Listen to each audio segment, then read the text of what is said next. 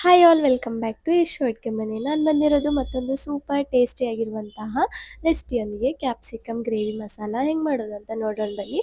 ಒಂದು half kg ಕ್ಯಾಪ್ಸಿಕಮ್ನ ತೊಗೊಂಡು ಚೆನ್ನಾಗಿ ತೊಳೆದು ಒಳಗಿರುವಂಥ ಬೀಜಗಳನ್ನೆಲ್ಲ ತೆಗೆದು ಅದನ್ನು ಕಟ್ ಮಾಡಬೇಕು. ನಮ್ಗೆ ಯಾವ ಸೈಜ್ ಬೇಕೋ ಆ ಸೈಜನ್ನ ಕಟ್ ಮಾಡಿಕೊಂಡು ಒಂದು ಬೌಲ್ನಲ್ಲಿ ಹಾಕಿ, ಇವಾಗ ಅದರಲ್ಲಿ ಒಂದು 3 ಸ್ಪೂನ್ ಮೊಸರು ಹಾಕಿ, ರುಚಿಗೆ ತಕ್ಕಷ್ಟು ಉಪ್ಪು ಮತ್ತು 1 ಸ್ಪೂನ್ ಅರಿಶಿನ ಮತ್ತು 2 ಸ್ಪೂನ್ ಅಷ್ಟು ಖಾರ ಹಾಕಿ, ಮತ್ತು 1 ಸ್ಪೂನ್ ಅಷ್ಟು ಅಲ್ಲ ಬೆಳ್ಳುಳ್ಳಿ ಪೇಸ್ಟ್ನ ಹಾಕಿ ಎಲ್ಲನೂ ಚೆನ್ನಾಗಿ ಮಿಕ್ಸ್ ಮಾಡಬೇಕು.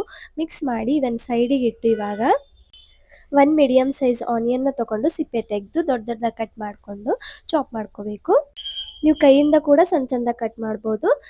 ಹಾಗೆ 1 ಮೀಡಿಯಮ್ ಸೈಜ್ ಟೊಮ್ಯಾಟೊ ಕೂಡ ತೊಗೊಂಡು ಅದು ಕೂಡ ಕಟ್ ಮಾಡಿ ಅದು ಕೂಡ ಚಾಪ್ ಮಾಡಿಕೊಂಡು, ಒಂದು 2ರಿಂದ 3 ಹಸಿಮೆಣಸಿನ್ಕಾಯಿ ಕೂಡ ಅದರಲ್ಲೇ ಹಾಕಿ ಚೆನ್ನಾಗಿ ಚಾಪ್ ಮಾಡಿ ಸೈಡಿಗೆ ಎತ್ತಿಟ್ಟು, ಇವಾಗ ಒಂದು ಪಾತ್ರೆಯಲ್ಲಿ 2ರಿಂದ 3 ಸ್ಪೂನ್ ಎಣ್ಣೆ ಹಾಕಿ 1 ಸ್ಪೂನ್ ಅಷ್ಟು ಜೀರಾ ಮತ್ತು ನಾವು ಚಾಪ್ ಮಾಡ್ಕೊಂಡಿರುವಂತಹ ಆನಿಯನ್ನ ಸೇರಿಸ್ಕೊಂಡು, ಮತ್ತು 2 ದಂಟಷ್ಟು ಕರಿಬೇವನ್ನ ಸೇರಿಸ್ಕೊಂಡು ಗೋಲ್ಡನ್ ಬ್ರೌನ್ ಬರೋವರೆಗೂ ಚೆನ್ನಾಗಿ ಫ್ರೈ ಮಾಡಬೇಕು. ಫ್ರೈ ಮಾಡಿದ ಮೇಲೆ ಇವಾಗ ನಾವು ಅದರಲ್ಲಿ ಟೊಮ್ಯಾಟೊನ ಸೇರಿಸ್ಕೊಂಡು ಅದನ್ನು ಚೆನ್ನಾಗಿ ಮಿಕ್ಸ್ ಮಾಡಿ, ಅದರಲ್ಲಿ ಸ್ವಲ್ಪ ಒಂದು ಚಿಟಿಕೆಯಷ್ಟು ಉಪ್ಪು ಹಾಕಿ ಚೆನ್ನಾಗಿ ಅದು ಸಾಫ್ಟ್ ಆಗೋವರೆಗೂ ಚೆನ್ನಾಗಿ ಬೇಯಿಸಬೇಕು. ಬೇಯಿಸಿದ ಮೇಲೆ ಇವಾಗ ಮ್ಯಾರಿನೇಟ್ ಮಾಡಿರುವಂಥ ಮಿಕ್ಸ್ಚರ್ ಎಲ್ಲನೂ ಅದರಲ್ಲಿ ಸೇರಿಸ್ಕೊಂಡು ಚೆನ್ನಾಗಿ ಮೇಲೆ ಕೆಳಗೆಲ್ಲನೂ ಮಿಕ್ಸ್ ಮಾಡಿ ಒಂದು ಕುದಿ ಬರೋವರೆಗೂ ಚೆನ್ನಾಗಿ ಕುದಿಸ್ಬೇಕು. ಕುದಿಸಿದ ಮೇಲೆ 1 ಗ್ಲಾಸ್ ಅಷ್ಟು ನೀರು ಸೇರಿಸ್ಕೊಂಡು ಮತ್ತೊಂದು ಸಲ ಮುಚ್ಚಳ ಮುಚ್ಚಿ ಚೆನ್ನಾಗಿ ಕುದಿಸಿ, 1 ಸ್ಪೂನ್ ಗರಂ ಮಸಾಲ ಸೇರಿಸ್ಕೊಂಡು ಚೆನ್ನಾಗಿ ಮಿಕ್ಸ್ ಮಾಡಿ, ಆಮೇಲೆ ಕಸೂರಿ ಮೇಥಿ ಸೇರಿಸ್ಕೊಂಡು ಮತ್ತೊಂದು ಸಲ ಚೆನ್ನಾಗಿ ಮಿಕ್ಸ್ ಮಾಡಿ, ಲಾಸ್ಟಲ್ಲಿ ಕೊತ್ತಂಬರಿ ಸೇರಿಸ್ಕೊಂಡು ಮತ್ತೊಂದು ಸಲ ಚೆನ್ನಾಗಿ ಮಿಕ್ಸ್ ಮಾಡಿ ಮತ್ತೊಂದು ಕುದಿ ಬರುವವರೆಗೂ ಕುದಿಸಿದ್ರೆ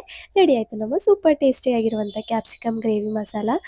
ತುಂಬ ಈಸಿಯಾಗಿ ಕೂಡ ಮಾಡ್ಬೋದು, ತುಂಬ ಕ್ವಿಕ್ಕಾಗಿ ಕೂಡ ಮಾಡ್ಬೋದು. ನೀವು ಕೂಡ ಮನೆಯಲ್ಲಿ ಒಂದ್ಸಲ ಟ್ರೈ ಮಾಡಿ. ಈ ವಿಡಿಯೋ ಇಷ್ಟವಾದಲ್ಲಿ ಒಂದು ಲೈಕ್, ಶೇರ್, ಕಾಮೆಂಟ್ ಮತ್ತು ನಮ್ಮ ಚಾನಲ್ನ ಸಬ್ಸ್ಕ್ರೈಬ್ ಮಾಡೋದನ್ನು ಮರಿಬೇಡಿ. ಮತ್ತೊಂದು ವಿಡಿಯೋದಲ್ಲಿ ಸಿಗ್ತೀನಿ.